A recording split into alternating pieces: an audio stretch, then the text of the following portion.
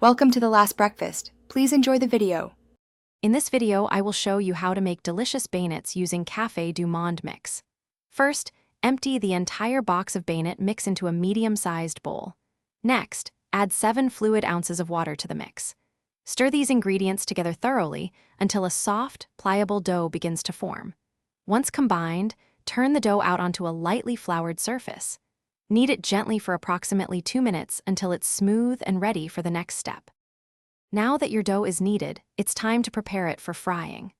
Lightly flour your work surface again and roll the dough out evenly. Aim for a thickness of about 1/8 of an inch. This ensures they cook properly.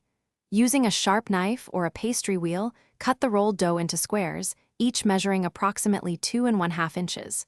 From one box of mix, you should get between 15 and 20 beignets, depending on your cutting accuracy. The exciting part is next.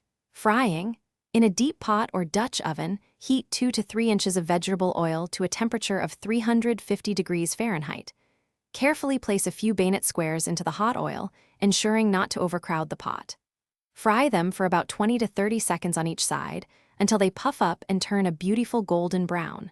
Remove them with a slotted spoon, drain excess oil, and immediately dust them generously with powdered sugar. Your delicious homemade beignets are now ready to enjoy. For the absolute best experience, serve them warm and fresh from the fryer. They pair wonderfully with a hot cup of coffee, especially a New Orleans-style café au lait.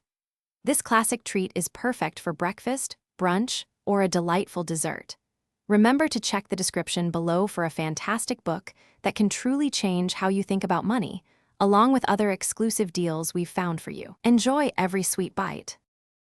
Thanks for watching. If this was helpful, leave a like and consider subscribing. See you next time.